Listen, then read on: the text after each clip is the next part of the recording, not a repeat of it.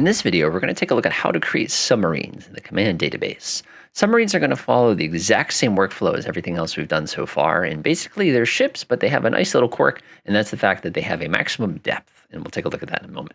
So let's go ahead and head over to submarines, and let's take a look at what we have as far as our disposal here that we can use as an example.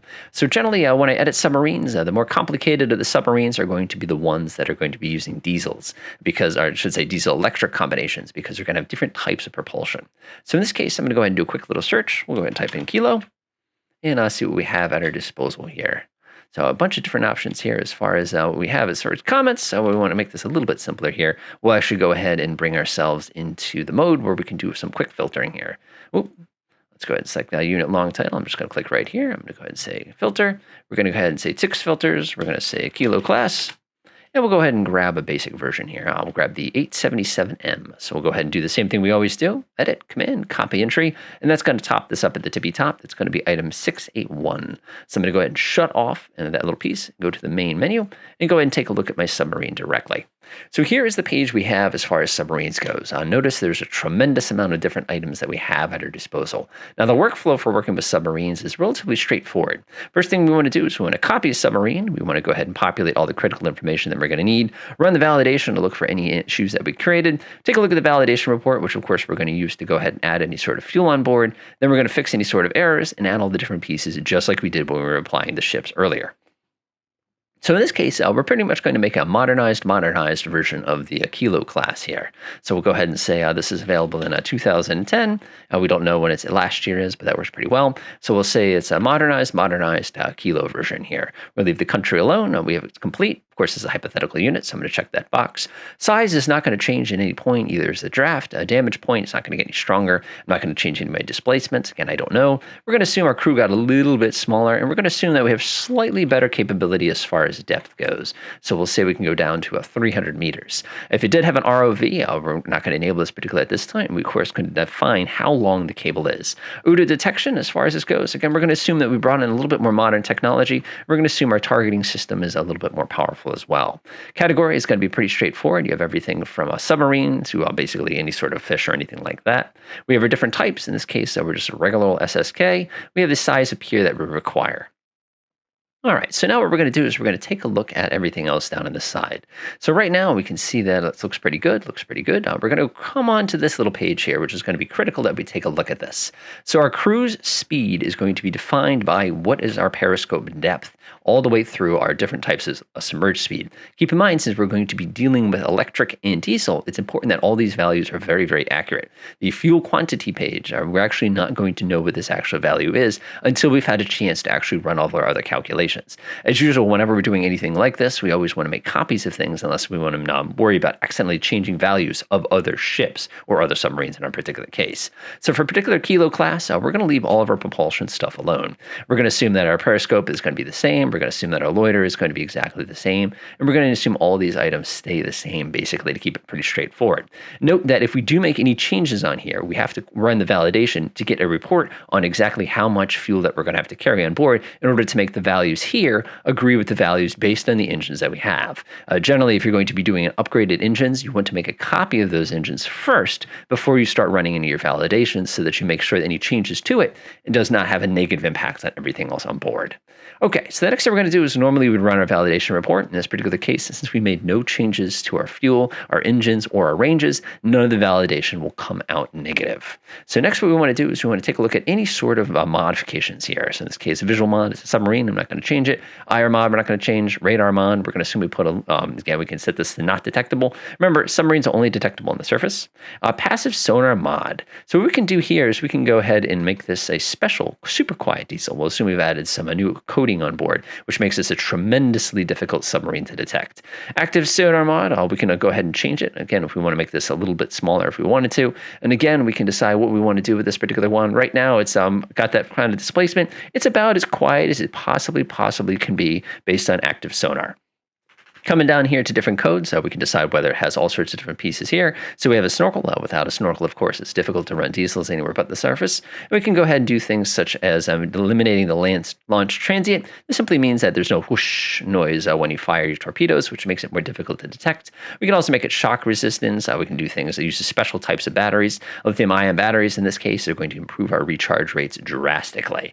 Let's see what else we can do here. We'll go ahead and say that we're going to do a non-magnetic hull, and we're going to assume that we did a little bit of work to make the propulsor a little bit quieter as well. So we've vastly improved the quality of this already very, very solid and very, very quiet submarine without doing any too much work on the other side of things. Keep in mind, you can edit these codes as well, should you need to do so.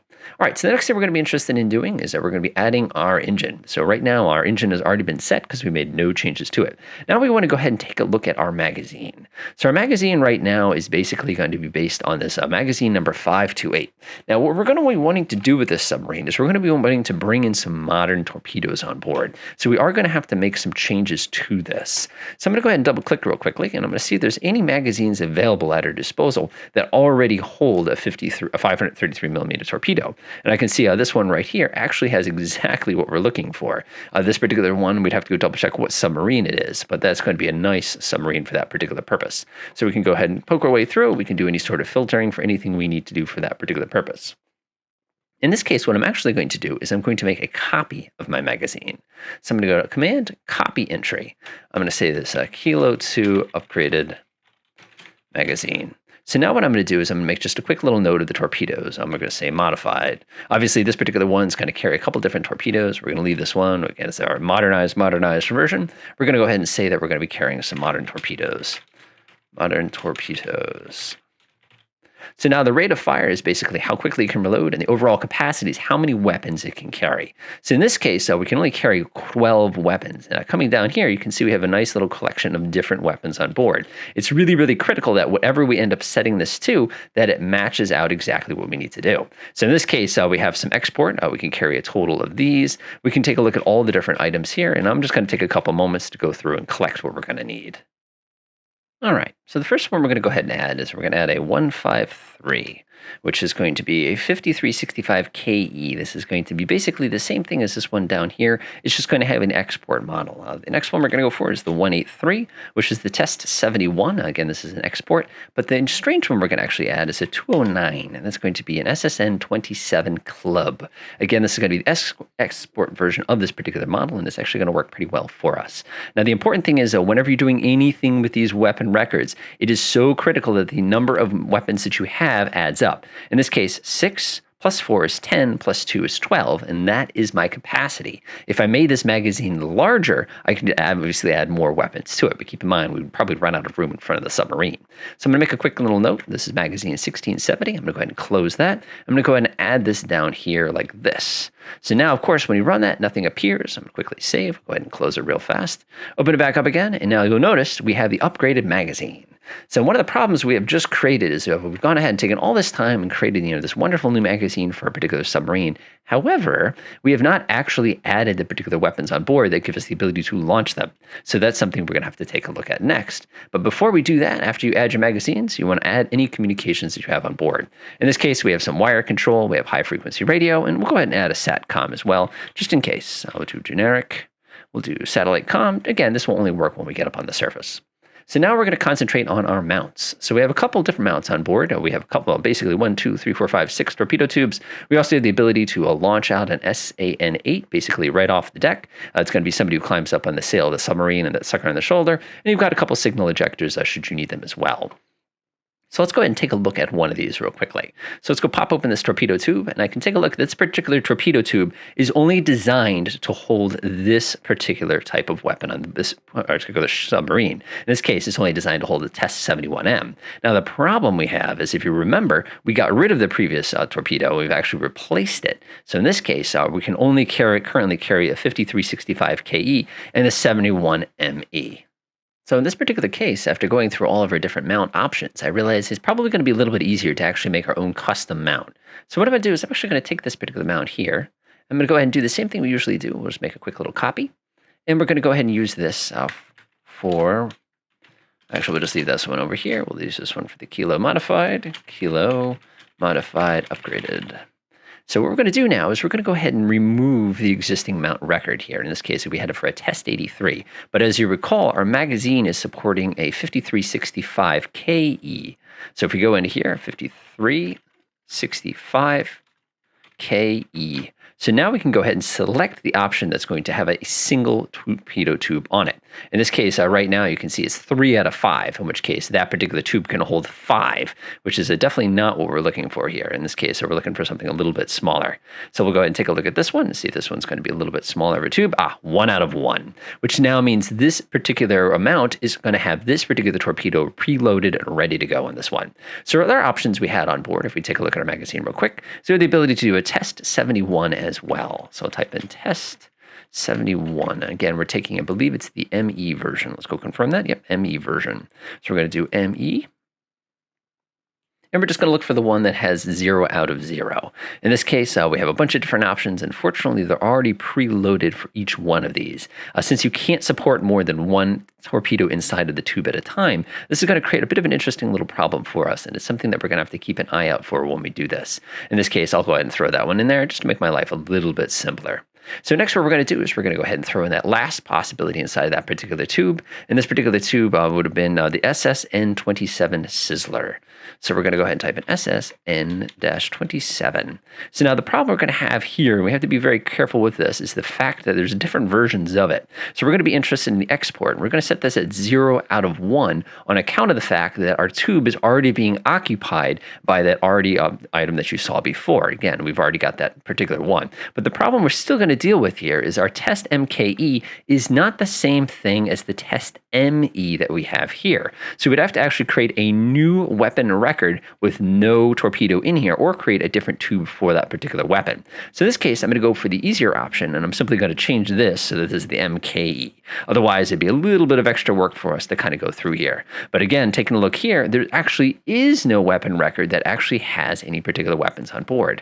So unfortunately, we've gotten ourselves in a bit of a tizzy here. We're going to actually take the time to create the weapon record for it, which is good because that's going to be something that you're going to run into from time to time. So for now, what I'm going to do is I'm going to go ahead and say that it's a 1 out of 1. Now let me see if any of these can be done in such a way that it's going to be 0 out of 1, in which case it's going to save ourselves a little bit of time here. So we have the KE, that's going to be the one that we're interested in. Bingo. So now what we've done is we've said that by default, our torpedo has a test 71 ME. It has the ability to fire the 65 KE and has the ability to fire the SSN-27 as well. Now, since our magazines contain those weapons on board, we have the ability to swap them out inside of our program. The only thing that we need to do now is we need to make sure that this 3361 ends up as far as all of our mounts go. So we'll do each one of these individually. Don't panic if it disappears on you. We're just going to go press the save button up at the top. Go ahead and close everybody out real fast. Go ahead and reopen our submarine. And now you'll see that we have our modified specialized torpedo tubes. And by default, it's going to be holding that test 1 ME on board. Ooh, that's a lot. So our next thing we're going to look at is any docking facilities. Our particular submarine does not have any docking facilities on board, so I'm not going to worry about it. We obviously have no aircraft facilities either. We're not going to launch any drones or anything like that. So now we can take a look at our sensors. At this time, we have basically a nice generic LLTV for a periscope. We'll go ahead and upgrade that. We have a generic optical option as well. We'll go ahead and upgrade that as well, bring it up into the 2010s. We have the snoop tray. We're going to go ahead and leave that one alone. Of course, we can come up here and grab the export version, but I think it's fine the way it is. A mouse roar, if we wanted to do any sort of operations or any upgrades here, we could simply come in here. For this case, I'll go ahead and upgrade to the 519 version. Acoustic intercept, I'm not going to change it. It works perfectly fine. We have our shark gill. If we wanted to grab the export version of it, we can grab this real quickly. If we wanted to steal one of these different techniques off of one of the other different submarines, we could do this at our own time. We could also make our own. We have the squid head, which is an RWR. We can come in here and come up with an upgraded version. We also have some direction finding as well in the form of the quad loop. If we wanted to add another sensor, we could simply come up here and go ahead and add another option as well. We also have the ability, of course, to come in here and add in a different type of a missile if we choose to do so for the purposes of a little bit of protection from helicopters, but we're not going to change that at this time.